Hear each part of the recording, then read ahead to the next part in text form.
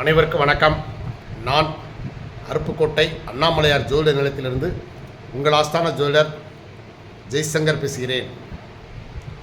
நீங்கள் என்ன பார்க்க போகிறோம் அப்படின்னா, விஜய் தலைமையில் நல்லாட்சி அமையுமா?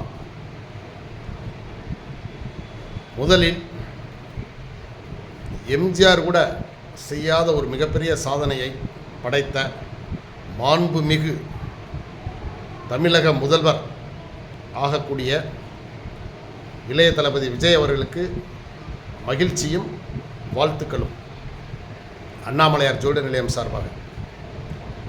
நீங்கள் அமைக்கப் போகின்ற இந்த ஆட்சி தமிழக தாய்மார்கள் பாராட்டக்கூடிய வகையிலும் தமிழக மக்கள் அனைவருடைய ஆதரவை பெறக்கூடிய வகையிலும் அனைத்து அரசியல் கட்சிகளும் ஆச்சரியத்தில் வியந்து, ஆகா நம்மளும் இப்படியெல்லாம் பண்ணியிருக்கலாமோ என்று மூக்கில் விரல் வைக்கக்கூடிய அளவில் அனைவரும் ஆச்சரியப்படத்தக்க வகையில் நீங்கள் ஒரு மிகச்சிறந்த நல்லாட்சியை தர வேண்டும் என்று அனைத்து மக்களுமே எதிர்பார்க்குறாங்க. உங்களுக்கு ஓட்டு போட்டவங்களும் ஓட்டு போடாதவங்களும் அதை எதிர்பார்க்குறாங்க. நீங்கள் நல்லாட்சியை கொடுத்தீர்கள் என்றால் இன்னைக்கு உங்களுக்கு ஓட்டு போடாத மக்களும் பெரிய பெரும்பான்மையாக இருக்காங்க.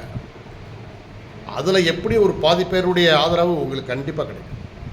ஸோ அதனால் நீங்கள் நிறைய வாக்குறுதி கொடுத்தீங்க, அதை நிறைவேற்றுங்க.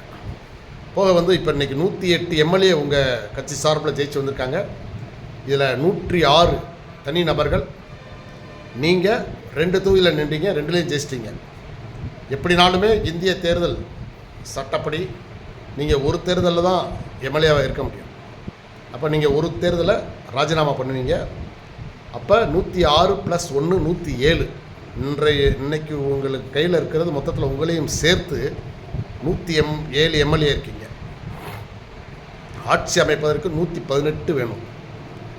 ஆனால் இப்போ தான் நீங்கள் நிறைய வெற்றி பெற்ற சந்தோஷம் ஒருபுறம் இருந்தாலும், அதை விட நீங்கள் எவ்வளோ ஒரு மன குழப்பத்தில் அந்த இதில் இருப்பீங்க அப்படிங்கிறது தெரியும், நல்லாவே தெரியுது. எவ்வளோ டென்ஷன், அரசியல்னால எவ்வளோ டென்ஷன் பாருங்கள். இப்போ மெஜாரிட்டி ஜெயிச்சிருந்தீங்கன்னா நோ ப்ராப்ளம், எவனையும் கண்டுக்கிட வேண்டியதில்லை. ஆனால் இப்போ உங்களுக்கு மெஜாரிட்டிக்கு இன்னும் ஒரு 12 எம்எல்ஏ கிட்ட தேவைப்படுது. அப்போ இதை வச்சு இந்த அரசியல் சூதாட்டக்காரங்க இந்த ஜெயிச்சு வந்திருக்காங்க இல்லையா, பேரம் பேசியே பழக்கப்பட்ட கட்சிகள் இவங்கெல்லாம் நம்ம 60 வருஷமாக பார்த்துட்டோம். எந்த கட்சி ஜெயித்தாலும் சரி, ஒரு எம்எல்ஏ ஆகிறவர்கிட்ட கூட எனக்கு ஒரு அமைச்சர் பதவி கொடு, துணை முதல்வர் பதவியை கொடு, விட்டால் முதல்வர் பதவியை கேட்பாங்க. இளைய தளபதி விஜய் அவர்களே, இவங்ககிட்ட நீங்கள் ரொம்ப ஜாக்கிரதையாக இருக்கணும். ஏன்னா இவங்க தான் தமிழக அரசியல்லையே குழி தோண்டி புதைச்சவங்க இவங்க தான். ஸோ அதனால் நீங்கள் பேரம் பேசும் அரசியல்வாதிகளிடம் மிக எச்சரிக்கையாக இருங்க. உங்கள்கிட்ட 2 நல்ல அரசியல் அனுபவம் பெற்ற ஒரு 2 பேர் இருக்காங்க. அவங்கள இப்போ இந்த மாதிரி ஒரு இக்கட்டான சமயத்தில் நீங்கள் பயன்படுத்திக்கணும். ஏன்னா KA செங்கோட்டையன் உங்களுக்கு மிக சரியான நேரத்தில் உள்ளே வந்திருக்காரு. கிட்டத்தட்ட கொங்கு மண்டலத்தில் ஒரு 15-16 எம்எல்ஏக்கள், நீங்கள் ஏற்கனவே அதில் ஒரு 26 பிடிச்சிட்டீங்க. மொத்தம் 40-50 இருக்குது.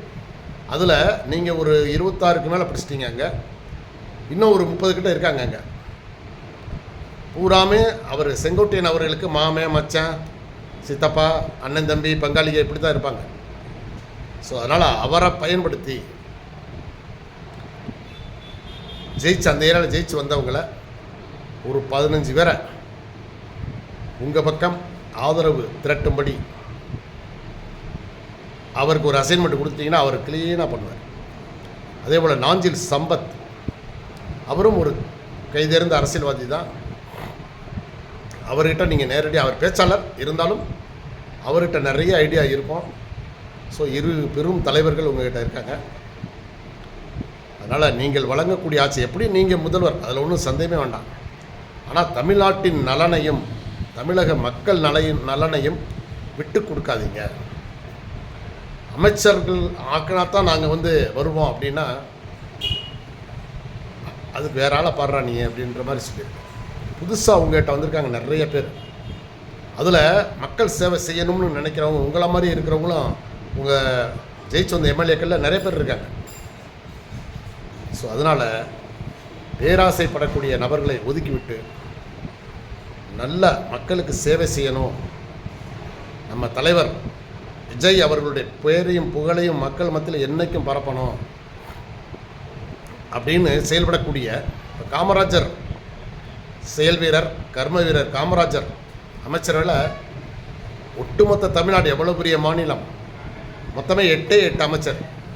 ஆனால் எவ்வளவு பணிகள், மக்கள் நல பணிகள் எவ்வளவு நடந்தது. கல்வி சாலைகள், தொழிற்சாலைகள், ரயில் பெட்டி தொழிற்சாலை, இப்போது வந்து எங்கே பார்த்தாலும் நிலக்கரி சுரங்கம், வைகை, அது அணைக்கட்டுகள், எத்தனை அணைக்கட்டுகள், அப்படியே வேலை நடந்துக்கிட்டே இருந்துச்சு. அது மாதிரி செயல் வீரர்களை தேர்ந்தெடுங்க. நீங்கள் ஒரு மிகச்சிறந்த முதலமைச்சராக இருப்பீங்கன்னு நம்பிக்கை இருக்குது. அதனால் நீங்கள் மட்டும் அப்படி இருந்தால் பார்த்தாது, உங்களைப் போலவே தன்னலமின்றி மக்கள் இரவு பகல் பக்கம் மக்கள் பணியாற்றக்கூடிய நபர்களை தேர்ந்தெடுத்து அவங்க கையில் அமைச்சர் பதவியை கொடுங்க. கமிஷன், கரப்ஷன் ஒரு மகிரிலே கூட நினச்சி பார்க்காத நல்லவர்களை தேர்ந்தெடுத்து நீங்கள் நடத்துனீங்கன்னா தமிழ்நாடு இதுவரை கண்டதில்லை. அதாவது ஒரு நிரந்தர முதல்வரை.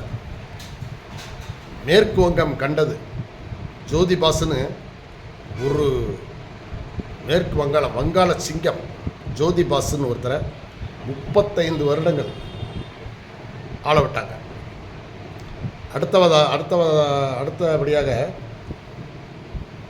குஜராத் முதலமைச்சர் திரு நரேந்திர மோடி அவர்களை நாசமாக போன குஜராத், இந்தியாவிலே வந்து ரொம்ப படு மோசமான சாலைகளாக இருக்கட்டும், எதாக இருக்கட்டும், அப்படி இருந்த ஒரு மாநிலத்தை தனது நிர்வாக திறமையினால் கிட்டத்தட்ட வெளிநாடுகளுக்கு ஈக்குவலாக சிங்கப்பூர், துபாய் போல குஜராத்தை மாற்றி காட்டிய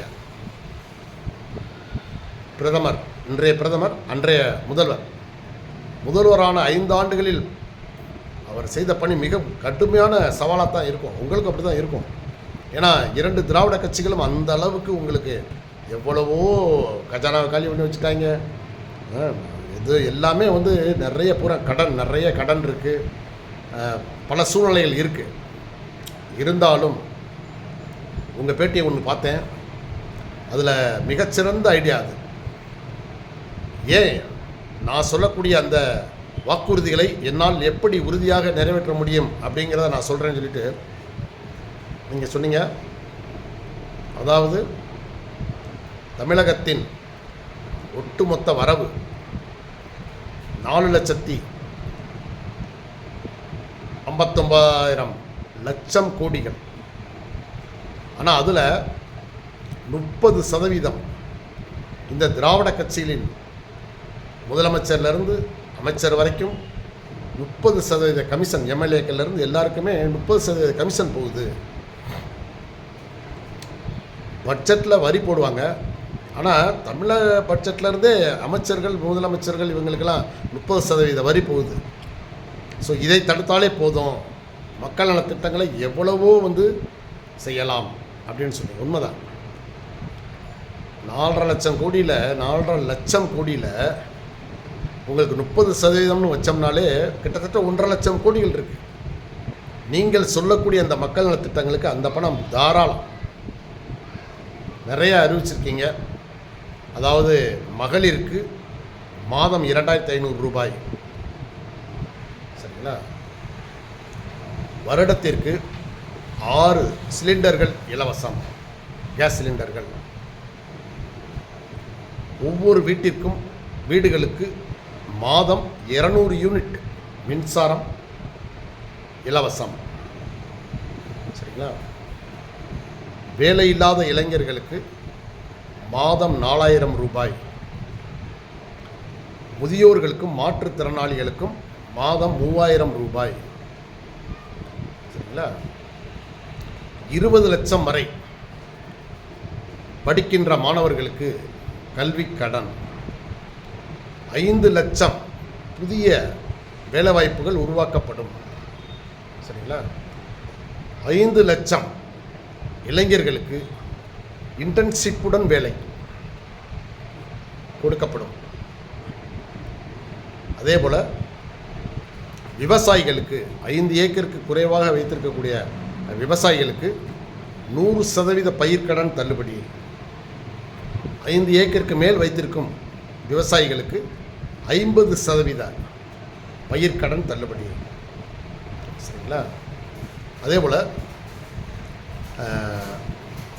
6லேருந்து +2 வரைக்கும் படிக்கின்ற மாணவர்களை பெற்ற தாய்க்கு, ஏன்னா அந்த படிப்பு வந்து இடைநிற்றல் கல்வி வந்து இடைநிற்றல் இருக்கக்கூடாது அப்படிங்கிறக்காக அந்த தாய்மாருக்கு 15,000 நிதி உதவி. அடேங்க அப்பா, எவ்வளவு அருமையான திட்டங்கள்! இதுதான் உண்மையான நலத்திட்டம். ஆனால் இதை நீங்கள் செயல்படுத்தணும்னா உங்களுக்கு பல லட்சம் கோடி வேண்டியிருக்கும். ஸோ அதனால் 5 ஆண்டுகளுக்குள், அது மட்டும் இல்லை, மகளிருக்கு இலவச பஸ்ஸு பயணம். இந்த பஸ்ஸு தான் கணக்கில், மகளிர்னாலே ஓசியாக பயணம் பண்ணிக்கலாம், இலவச பஸ் பயணம். ஸோ அதனால் இதை படிப்படியாக இந்த 5 ஆண்டுகளுக்குள் நீங்கள் நிறைவேற்றிட்டீங்கன்னா நீங்கள் அசைக்க முடியாத மாபெரும் தமிழக வரலாற்றில் ஒரு பொன்னெழுத்துக்களால் பேர் குறிக்கக்கூடிய அளவில் ஒரு மிகச்சிறந்த முதல்வராக மக்கள் மத்தியில் மதிக்கப்படுவீங்க. அது மட்டும் இல்லை, நிறைய திட்டங்கள் மத்திய அரசின் மூலமாக வர வேண்டிய திட்டங்கள் நிறைய இருக்குது. மாநில அரசும் மத்திய அரசும் ஒத்துழைச்சி போயிட்டீங்கன்னா உங்களுக்கு மத்திய அரசுலேருந்து வரக்கூடிய உதவிகள் நிறைய வரும். நிறைய திட்டங்கள் அவங்க வந்து வச்சுருக்காங்க இல்லையா? காவிரி குண்டாறு இணைப்பு செயல்படுத்துங்க. அதே மாதிரி கோதாவரி காவிரி இணைப்பு. அது மட்டும் இல்லை, நிறைய அணைக்கட்டுகள், காமராஜரை போல் இவங்கள மாதிரி பாலம் கட்டுவாங்க, ஆற்றுக்கு நடுவில் பாலம் கட்டுவாங்க. ஆனால் அது ஒரு பெரிய மலைக்கு தாங்காது, அல்லது ஒரு வெள்ளத்துக்கு தாங்காது. அப்படி தான் கட்டிக்கிட்டு இருக்காங்க. அப்படி இல்லாமல் வெள்ளக்காரன் கட்டின மாதிரி 100 ஆண்டுகளை தாண்டியும் நிலைத்து நிற்கக்கூடிய நல்ல தரமான பாலங்கள், சாலைகள் கிட்டத்தட்ட உங்கள் தலைமையில் கண்டிப்பாக தமிழகம் சிங்கப்பூர், துபாய் மாதிரி மாறுவது உறுதி. ஆனால் நீங்கள் சாட்டை எப்பயும் சுழட்டிக்கிட்டே இருங்க. ஏன்னா உங்களுக்கு வயசு ரொம்ப கம்மி. உங்கள் வயசில் இது வரைக்கும் யாரும் முதலமைச்சர் ஆகிருக்க மாட்டாங்க தமிழ்நாட்டில். உங்களுக்கு அவ்வளோ ஒரு சிறப்பம்சம் நிறைய இருக்குது. ஸோ அதனால் விஜய் அவருக்கு எப்படி இவ்வளவு அரசியல் அனுபவமே இல்லாத ஒருத்தர் எப்படி இந்த அளவுக்கு ஒரு சிறந்த ஆட்சியை கொடுக்கணுங்கிறத உங்களுக்கு உலகத்தில் உள்ள தலைவர்களே ஆச்சரியப்படக்கூடிய அளவுக்கு உங்களுடைய அந்த ஆட்சியை பிஹெச்டி பாடமாக, ஆராய்ச்சி பாடமாக ஒரு அடுத்தடுத்து வரக்கூடிய ஆண்டுகள் இல்லை, இது எப்படி இப்படி சிறப்பான ஆட்சி கொடுக்க முடிஞ்சுன்னு எல்லாரும் ஆச்சரியப்படத்தக்க வகையில் உங்கள் ஆட்சி இருக்கும் என்று தமிழக மக்கள் அனைவரும் இப்போது நம்புகிறாங்க. சரிங்களா? அதனால் உங்களுடைய பவர், நீங்கள் கண்டிப்பான முறையில் நீங்கள் முதல்வராகி தமிழக மக்களின் பாராட்டை பெறுவது உறுதி. ஸோ அதனால் நீங்கள் உங்களுடைய பணிகள் மேலும் மேலும் சிறக்க அருப்புக்கோட்டை அண்ணாமலையார் ஜோட நிலையம் உங்களை வாழ்த்தி மகிழ்கிறது. நன்றி, வணக்கம்.